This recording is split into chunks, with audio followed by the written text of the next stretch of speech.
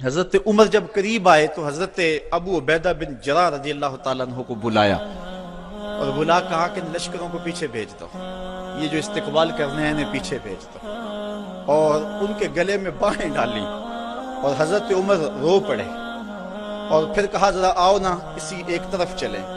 اب جدھر جائیں تو لوگ دیکھ رہے تھے، ایک درخت کی اوٹ میں حضرت عمر کھڑے ہو گئے اور حضرت ابو عبیدہ بن جراح امین الامہ، اللہ اکبر، ان کے گلے میں باہیں ڈال کر کے حضرت عمر روئے اور رو کے حضرت عمر نے کہا کہ سنو ذرا لفظ، کہا انا کنا اذل قوم فاذن اللہ بالاسلام، کہا ابو عبیدہ ہم ذلیل لوگ تھے، ہمیں محمد عربی کے جوڑوں نے عزت دی ہے، ہم غریب لوگ تھے، ہم ذلیل لوگ تھے، ہمیں عزت دی ہے تو محمد عربی کی غلامی نے دی ہے اللہ۔ اور اقبال نے اسی فلسفے کو جو ہے وہ نچوڑ کے رکھ دیا، وہ کہتا ہے کی محمد سے وفا تو نے تو ہم تیرے ہیں، یہ جہاں چیز ہے کیا لوح و قلم تیرے ہیں، وہ کہتا ہے تو میرے پیارے محمد کو ہو جا سارا زمانہ تیرا ہو جائے گا، اللہ اکبر۔ حضرت عمر رضی اللہ تعالیٰ عنہ مسجد اقصی میں گئے اور جا کہتے این البلال، بلال کہاں ہے؟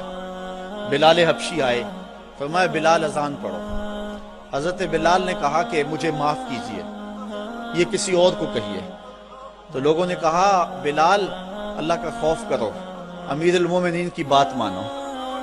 حضرت بلال حبشی بوڑھے ہو چکے تھے اس وقت، آپ کھڑے ہو گئے صخرہ کے پاس اور اذان دینا شروع کر دی۔ میں نے روایت میں پڑھا کہ لہجہ دہلتا ہے کہ جب حضرت بلال کی آواز بلند ہوئی نا اذان میں تو عمر کی آواز چیخوں میں اس سے بھی بلند ہو گئی اور حضرت عمر رو پڑے۔ حضرت عمر روئے تو سارے صحابہ رو رہے، پوری مسجد اقصی صحابہ کی چیخوں سے گونج رہی ہے، ادھر بلال اذان دے رہے ہیں اور ادھر صحابہ رو رہے ہیں۔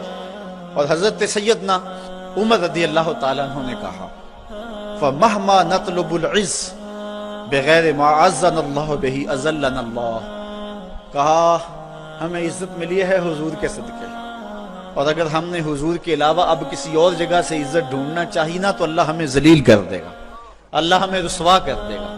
تو یہ عزتیں اور یہ مرتبہ و مقام جو امت مسلمہ کو ملا یہ حضور کی چوکھٹ سے ملا ہے، یہ حضور کے در سے ملا ہے۔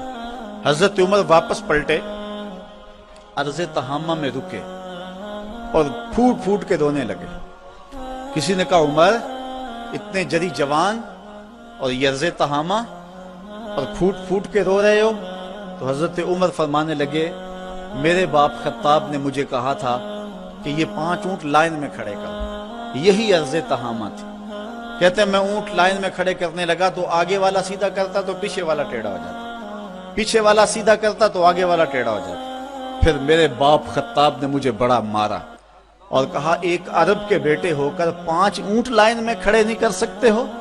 کہا ایک وہ زمانہ تھا کہ عمر سے 5 اونٹ لائن میں کھڑے نہیں ہوتے تھے، کہا آج زمانہ یہ ہے 25 لاکھ مربع میل کی حکمرانی ہے، شرق سے لے کر غرب تک ساری دنیا ایک لائن میں کھڑی ہے، یہ محمد کے جوڑوں کا صدقہ نہیں ہے تو اور کیا ہے۔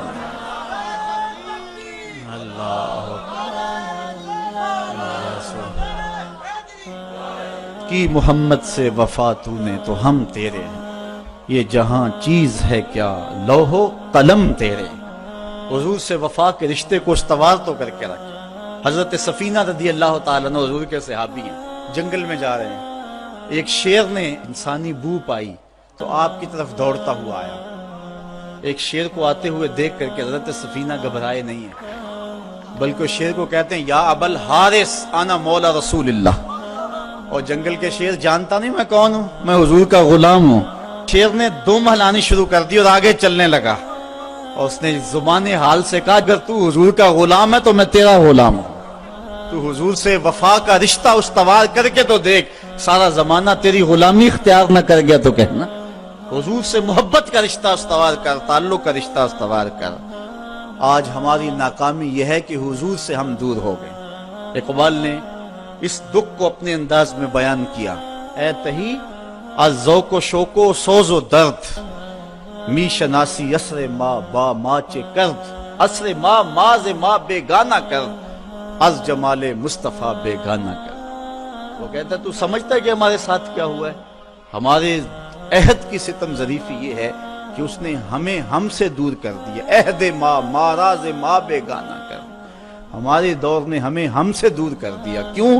از جمال مصطفیٰ بیگانہ کر, اس نے ہمیں حضور سے دور ہٹا دیا ہے. ہم سمجھتے ہیں کہ شاید ہم مادی ترقی کریں گے تو دنیا پہ غالب ہوں گے.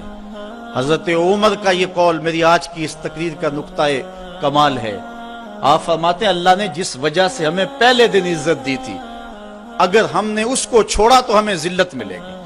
اگر اس عزت کے نشان سے وابستہ رہیں گے تو عزتیں ملتی رہیں گی. اور اس فلسفے کو اقبال نے اپنے الفاظ میں یوں بیان کیا, کی محمد سے وفا تو نے تو ہم تیرے ہیں. آسمان سے صدا آ رہی ہے, کی محمد سے وفا تو نے تو ہم تیرے ہیں. یہ جہاں چیز ہے کیا لوح و قلم تیرے ہیں. قلم بھی تیرے ہاتھ میں دیں گے, لوح بھی تیرے ہاتھ میں دے دیں گے, پھر اپنی تقدیر خود ہی لکھتا رہنا. جو لکھتا رہے گا وہی کرتے رہیں گے. بندے سے خود تقدیر پوچھے گی بتا تیری رضا کیا ہے, یہ مرتبہ نصیب ہو جائے گا تجھے. اگر ہم حضور سے وفا کے رشتے کو استوار کرتے ہیں تو پھر زمانہ ہمارا باج گزار ہے, ورنہ در در کی ٹھوکریں ہمارا مقدر. یہ تاریخ ساز جملہ مسجد اقصی کو جاتے ہوئے حضرت عمر رضی اللہ تعالیٰ عنہ نے کہا تھا, اے ابو عبیدہ, جس چیز نے ہمیں پہلے دن عزت دی تھی, ہم ذلیل قوم تھے. اگر ہم نے اس چیز سے ہٹ کر کسی اور جگہ سے عزت مانگی تو عزت نہیں ملے گی, اللہ ذلت دے گا. اس لیے ہم اگر عزت چاہتے ہیں تو پھر اسی چوکھٹ پہ آنا ہوگا, اور وہ چوکھٹ محمد عربی کی ہے. علامہ اقبال بڑا خوبصورت جملہ کہا, مغرب کا فائدہ اس میں ہے کہ وہ آگے کی طرف جائے. مغرب اگر آگے جائے تو اس کی مجبوری ہے, اس کے پیچھے ہے کچھ نہیں. اگر مغرب پیچھے پلٹے تو پیرس کی گلیوں میں کیچڑ نظر آتا ہے, اگر پیچھے پلٹے مغرب تو سوائے اندھیرے کے کچھ نظر نہیں آتا. لیکن اگر مسلمان پیچھے جائے تو مدینے کی گلیاں وحی کے نور سے چمکتی ہوئی نظر آتی ہیں. پیرس میں تو اندھیرا ہے لیکن ہمیں بغداد عروس البلاد نظر آتا ہے. جب شارلیمان اس کے لارڈز ابھی دستخط کرنے کی مشق سے گزر رہے تھے, ابن حزم کے قلم سے 1000 کتابیں نکل چکی تھی. جب یورپ ابھی سواد آشنا بھی نہیں تھا, ہمارے منجم ستاروں پہ کمندیں ڈال چکے تھے. اس لیے ہمیں آگے جانے کی ضرورت ہے. ہمارے تو پیچھے روشنی ہے, ہمارے پیچھے نور ہے, پیچھے اجالے. وہ ایک زمانہ تھا کہ بش نے کہا تھا, آپ کو یاد ہوگا 9/11 کے واقعہ کے بعد, کہ ہم تمہیں پتھر کے زمانے میں دھکیل دیں گے. تو مصطفی اجتماع کے موقع پہ میں نے متصل چند دن بعد بیان کے گفتگو کرتے ہوئے کہا تھا کہ گوری چمڑی والوں کے لیے پتھر کا زمانہ تو نامانوس ہوگا, لیکن ہماری زندگی کا سارا حسن تو اسی پتھر کے زمانے میں پڑا ہوا ہے. میں نے کہا تھا ڈراتے ہو میں اس زمانے سے, ہمیں تو لے جاؤ اس پتھر کے زمانے میں جہاں کھجور کی چٹائی پہ بیٹھ کے محمد عربی زمانے کو زندگی کا درس دے رہے ہیں. جب مسجدیں کچی تھی ایمان پکے تھے, وہ ٹپکتی ہوئی چھتیں لیکن ایمان پختہ, وہ ممیاتی ہوئی بکریاں, وہ جگالی کرتے ہوئے اونٹ, وہ مدینے کی کچی گلیاں لیکن پختہ کار لوگ. ہمیں تو لے جاؤ اس زمانے کے اندر جہاں زندگی کا حسن تھا اور زندگی کا جمال پایا جاتا تھا. زندگی کا سارا حسن اگر ہم ڈھونڈتے ہیں تو ہمیں اس زمانے میں ملتا ہے. اللہ اکبر. کبھی ہے نوجوان مسلم تدبر بھی کیا تو نے, وہ کیا گردوں تھا تو جس کا ہے ایک ٹوٹا ہوا تارا. تجھے آبا سے اپنے نسبت ہو نہیں سکتی, وہ کردار تو گفتار, وہ ثابت تو سیارہ. وہ موتی علم و حکمت کے کتابیں اپنے آبا کی, جو دیکھا ان کو یورپ میں تو دل ہوتا ہے سی پارا.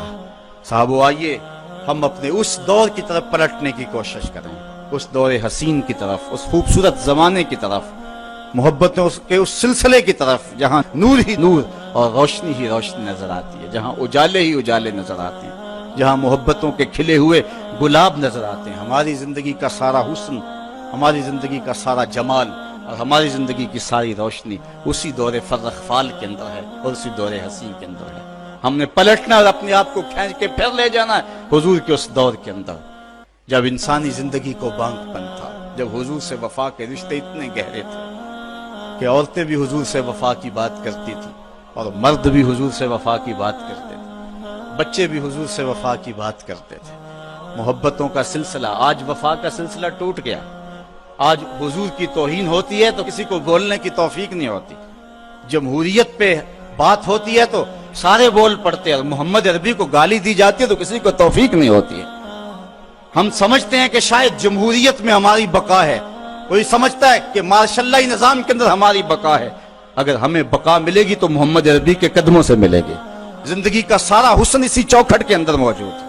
ہمیں یہاں سے اجالے ملیں گے جہاں سے روشنی ملے گی. آؤ تمہیں وفا کی ایک کہانی سناؤں, آؤ محبتوں کی ایک کہانی سناؤں. مدینے کا شہر ہے, اللہ کے محبوب جلوہ فراز ہیں. مسجد نبوی میں ہر لمحہ نور برستا تھا. آقا تشریف فرماتے اور صحابہ حضور کے گرد یوں بیٹھتے جس طرح چاند کے گرد ہالہ ہوتا ہے اور بدر تمام کے گرد ستارے ہوتے ہیں. آقا واز و تلقین کرتے, لوگ سنتے, من میں اتارتے, روحوں کو تازگی دیتے. ایک چھوٹا سا بچہ ہے جو ننھے ننھے پاؤں سے چل کے مسجد نبوی میں پہنچ جاتا ہے. نام اس کا عمیر ہے. بمشکل سے بولنا سیکھا ہے اس نے. آقا کریم علیہ السلام کی خدمت میں کبھی وہ اپنے چچا جلاس بن سوید کے ساتھ جاتا ہے, کبھی وہ اکیلا بھی چلا جاتا ہے.